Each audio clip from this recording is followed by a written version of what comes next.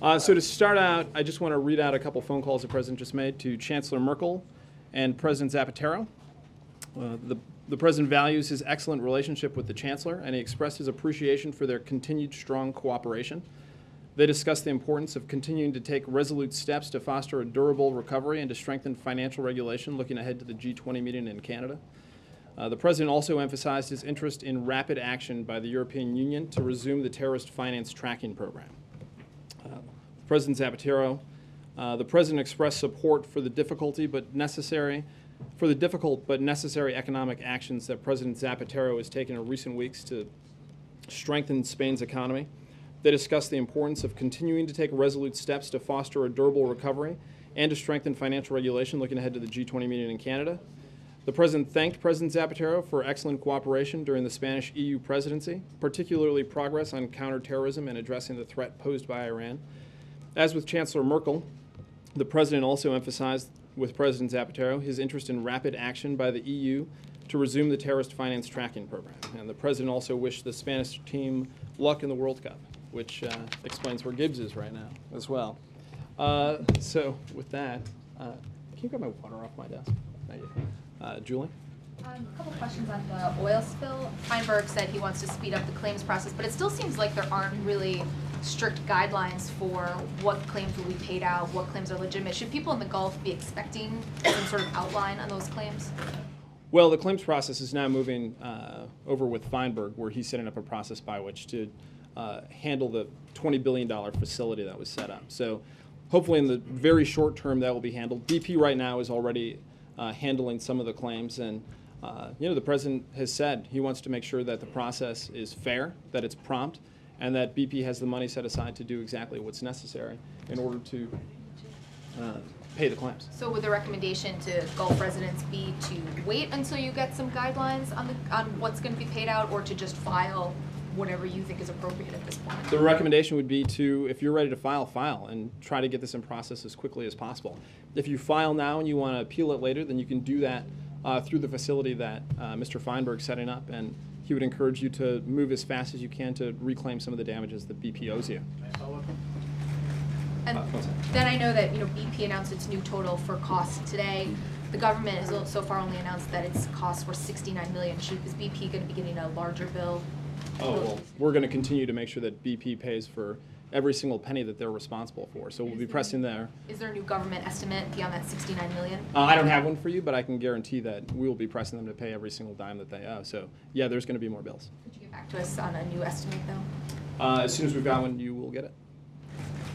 Jeff? Bill, a question about the yuan and the announcement this weekend by China.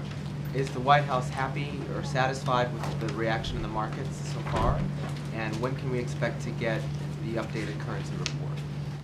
Well, I would just say that, as the President and Secretary Geithner said this weekend, we're obviously encouraged, and we'll be monitoring the progress. Implementation here is going to be key, and so we're just going to be keeping an eye on that. How did the President first react when he found out about it? I didn't talk to him specifically about it, but I think that his statement probably says it all. You guys don't chat about the yuan? It's funny. We used to do that. Well, the second part of that question was, when should we expect the currency manipulation report? Will that happen after the G20? Certainly won't happen before it, but I don't have anything new for you on timing. Will this issue still be on the agenda of the G20, as the President signaled in his letter on Friday?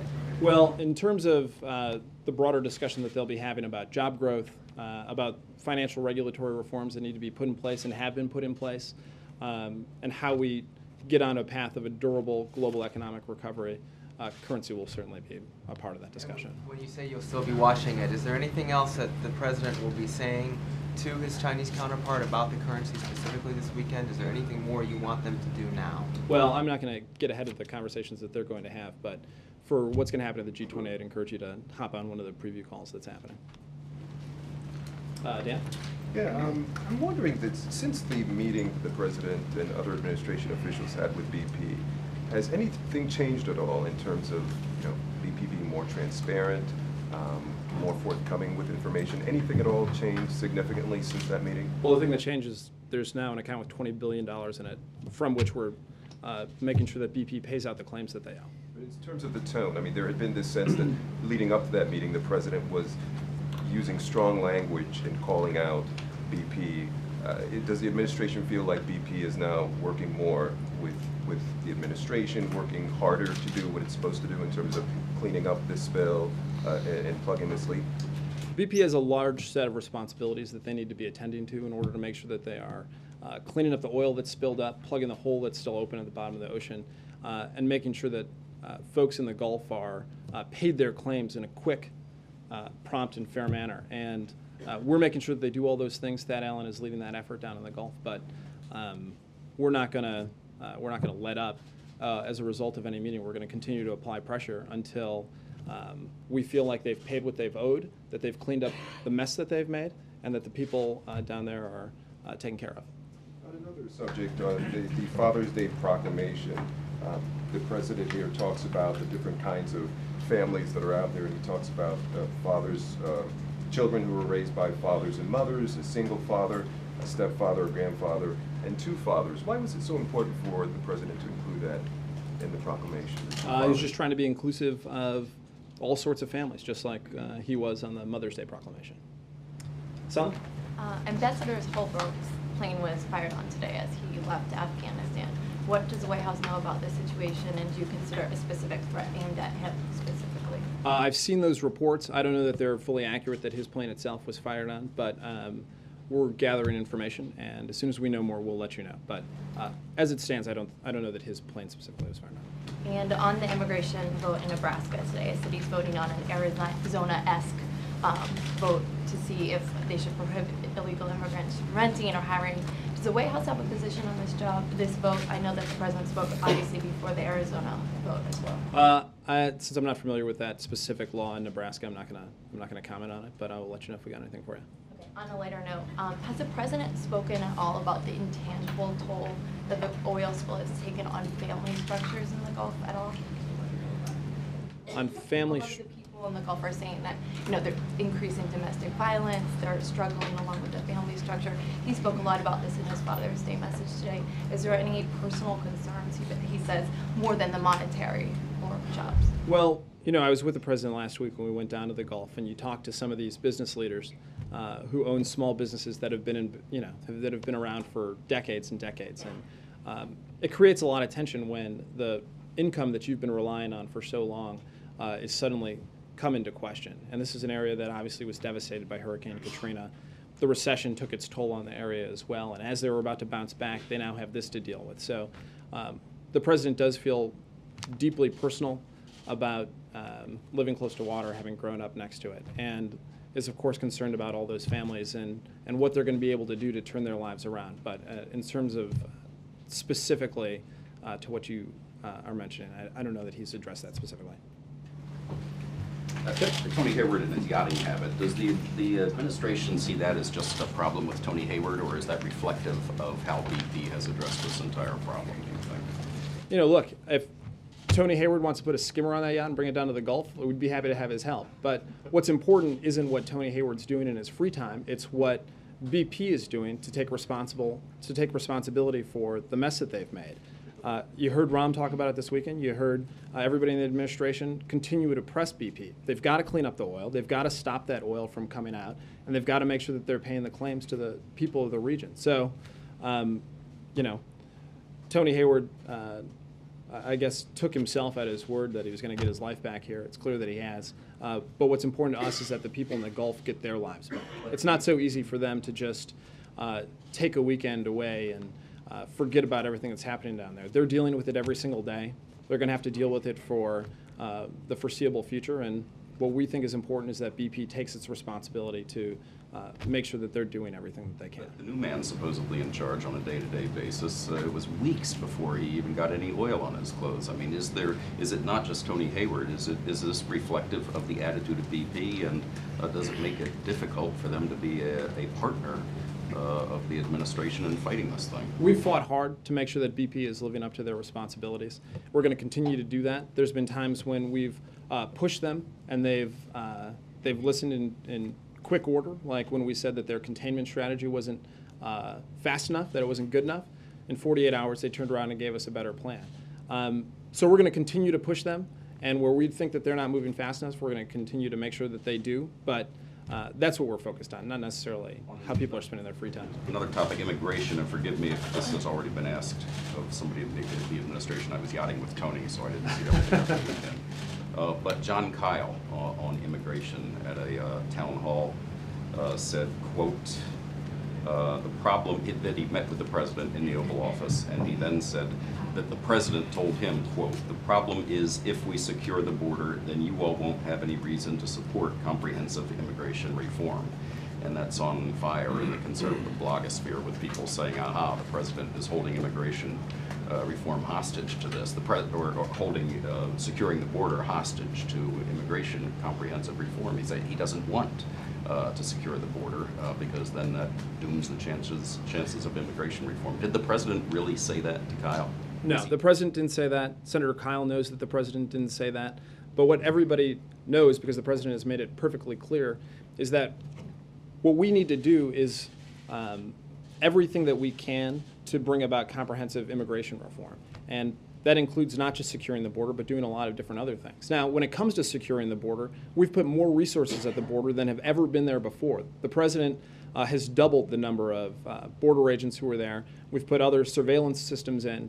We've continued to work to make sure that we're taking care of the security of the folks who live down on the in the border states, and we're going to continue to do that. But no, that statement's not true.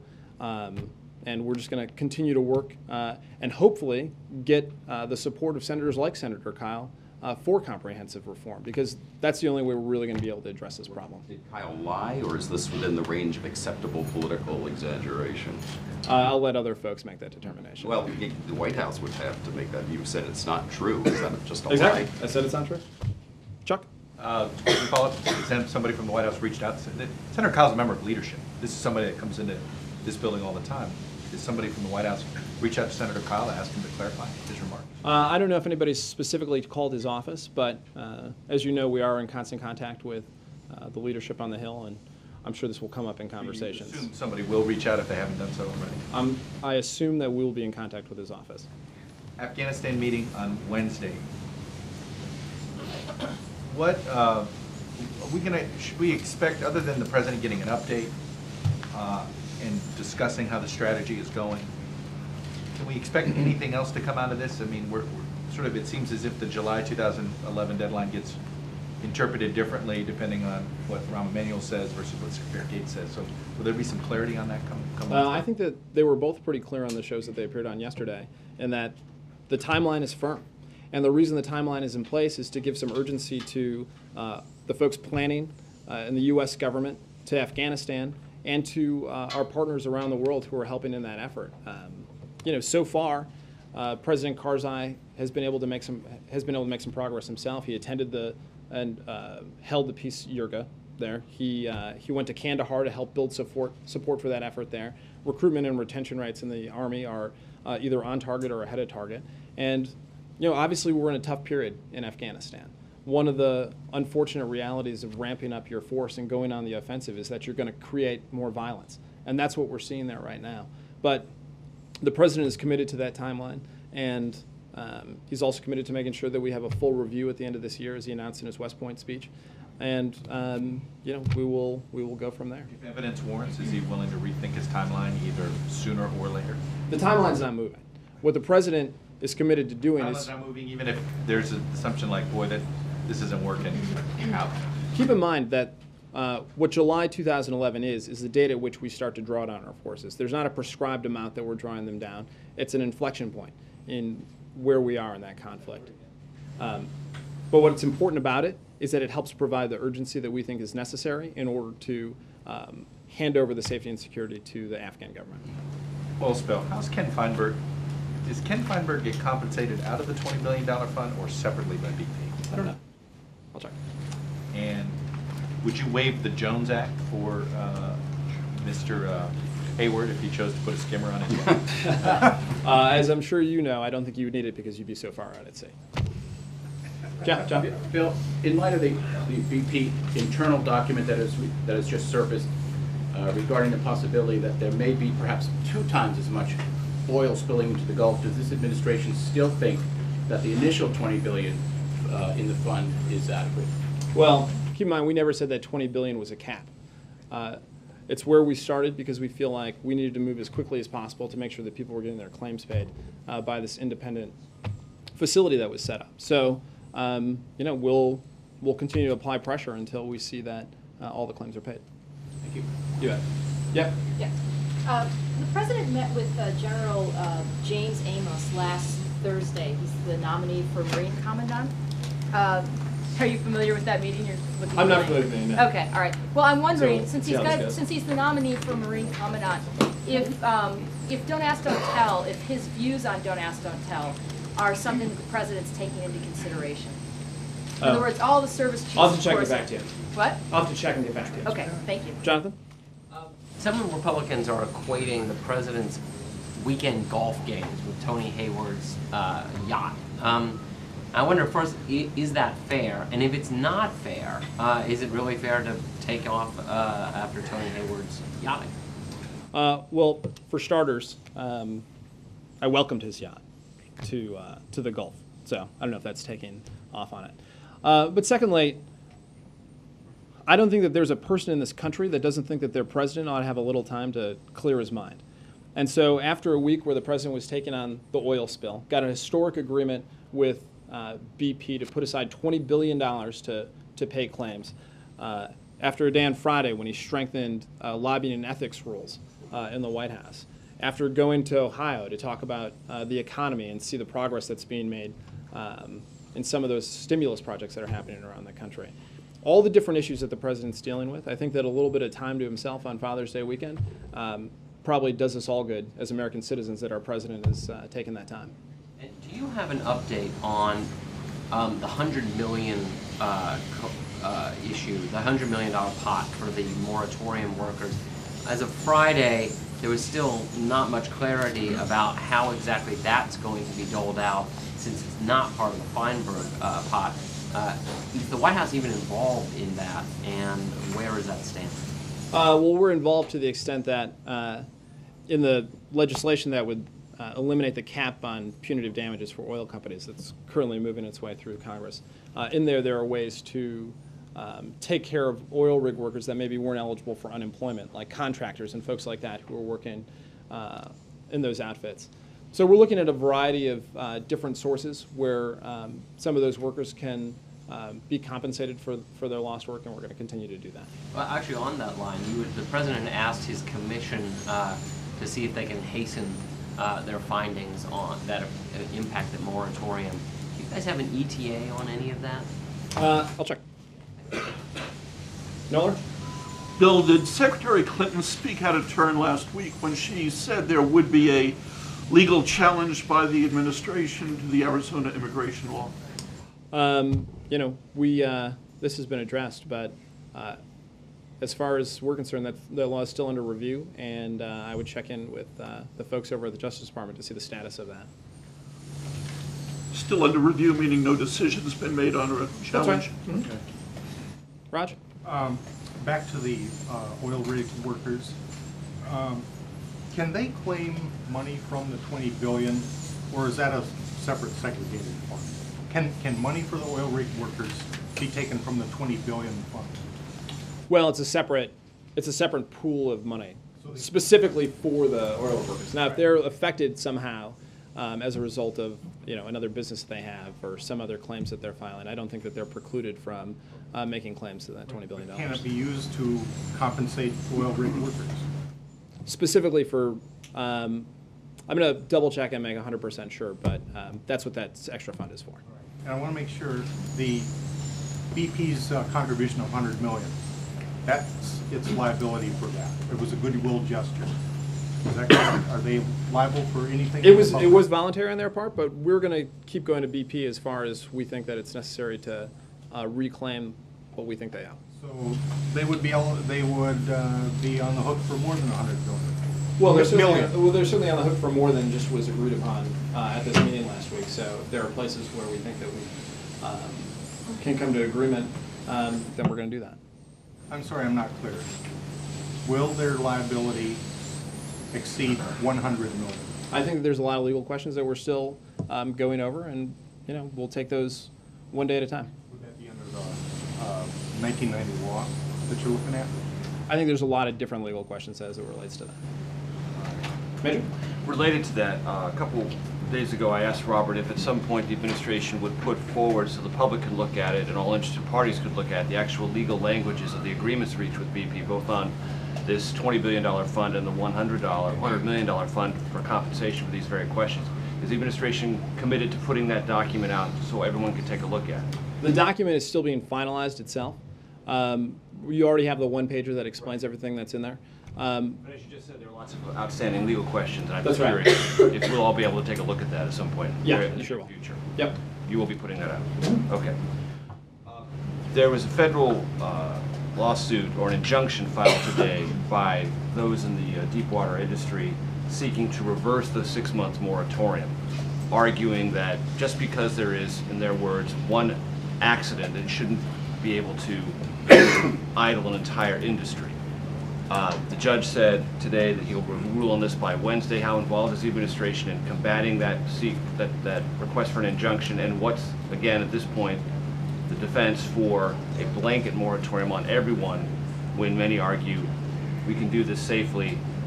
One bad actor should not penalize an entire industry and the people who are dependent upon it for employment. Well, the defense for the moratorium is that the president thinks we need to do every single thing that we can do to ensure the safety of those workers who are out on those rigs. And until he can say that he's done everything that he thinks is appropriate to ensure their safety, he doesn't want to move forward on this drilling. So the defense is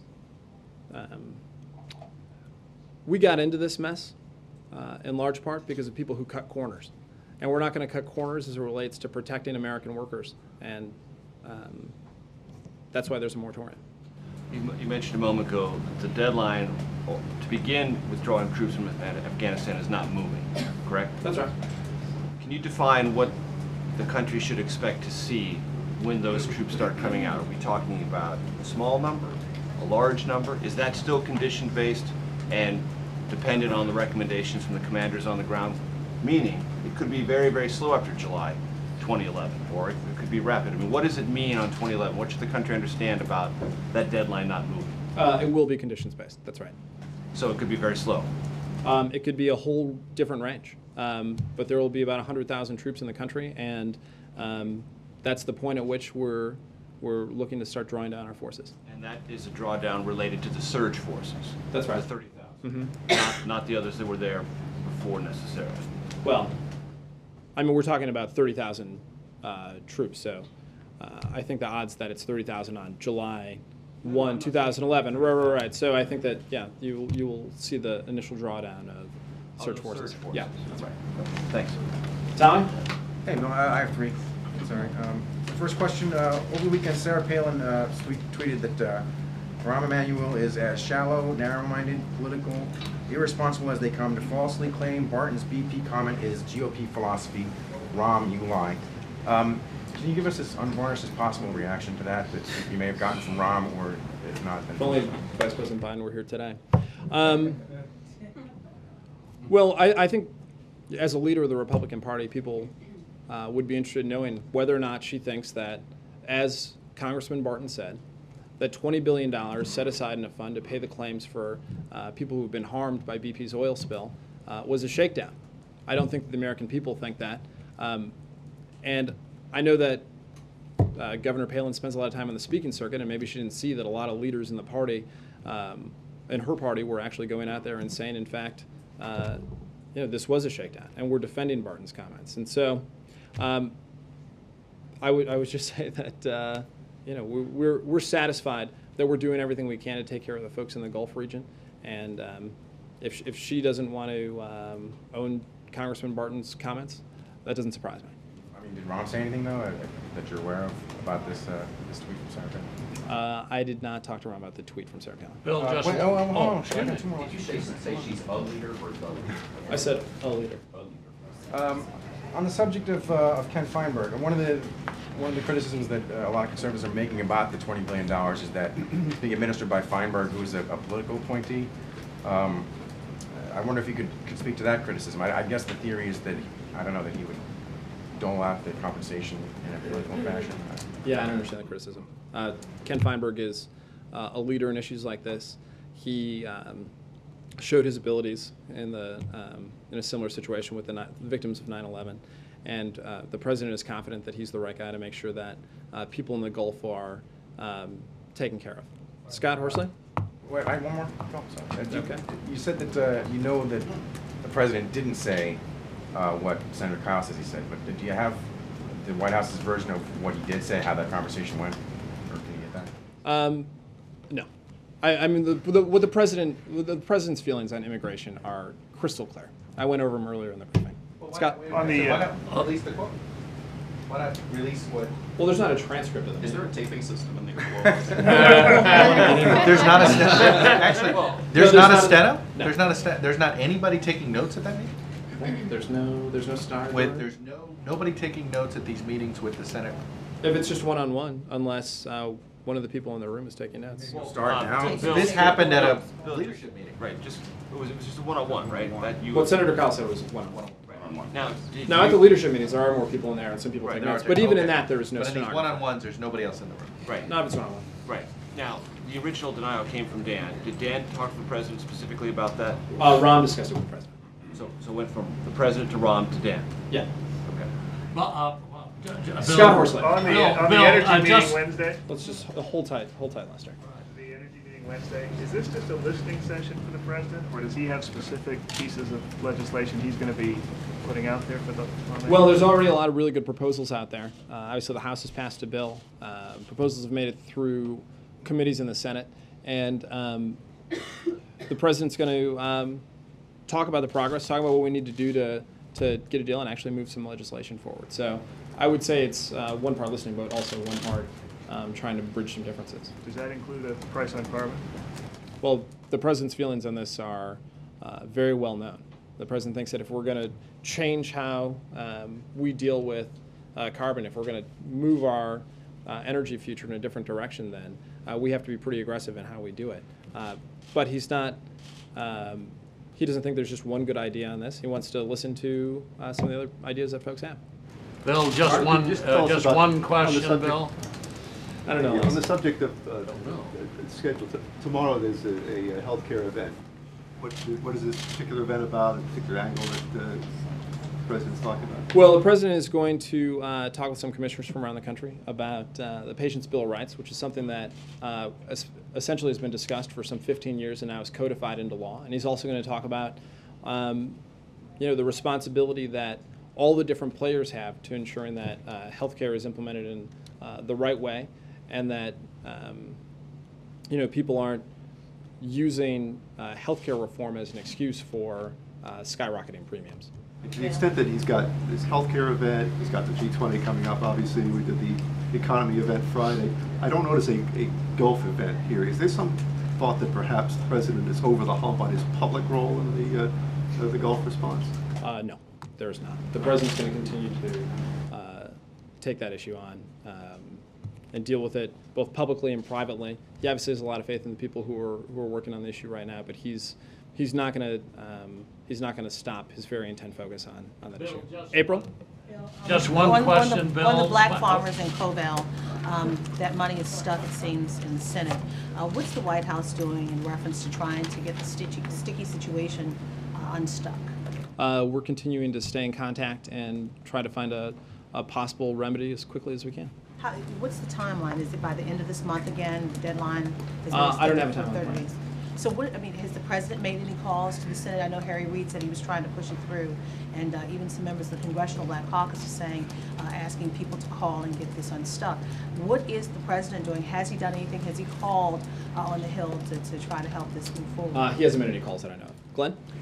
Bill, in Jonathan Alter's new book, apparently he reports on a conversation that occurred with Joe Biden, in which Joe Biden claims that a lot of, I'm paraphrasing here, but a lot of people will be leaving Afghanistan in July 2011. Secretary Gates said he was not knowledgeable about the Vice President expressing that opinion.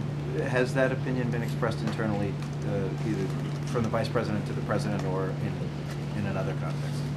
No, as I understand it, I wasn't in the room, obviously, for the interview, but and you should check back with the Vice President's staff to get an even fuller readout. But the context of this was the reporter the author, pressing pretty hard on whether or not that timeline was a firm timeline. And the Vice President just stating exactly what you've heard from everybody else in the administration, that it is in fact a firm timeline. Bill, just one question. All right, Les. Thank you. It's the third one. Considering the high unemployment rates among black American citizens, why is the Obama administration opposing Arizona's effort to stop the invasion of Hispanic illegal aliens, so many of whom have come to obtain U.S. jobs?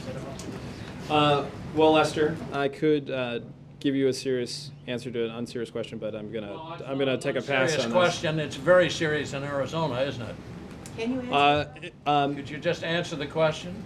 Immigration is indeed a serious issue in Arizona, and for all the folks who live along the border and all over this country. And the president thinks that the best way forward here is a comprehensive approach to immigration reform. It includes making sure that we're securing the border, and it includes making sure that we deal with all the different elements that are important to this debate. It's not just one specific issue. He's not doing it for one particular group. He's doing it because he thinks that if we're going to be a nation of laws, if we're going to be a nation that is protecting our border, if we're going to be a nation that has common sense about the way it takes on this issue, then we need comprehensive immigration reform. Sam?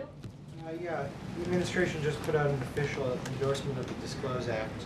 And I noticed in the wording two questions. One is, can you talk about the exemption for the NRA and how difficult it was to support the legislation that was designed to combat special interests with a special interest carve-out?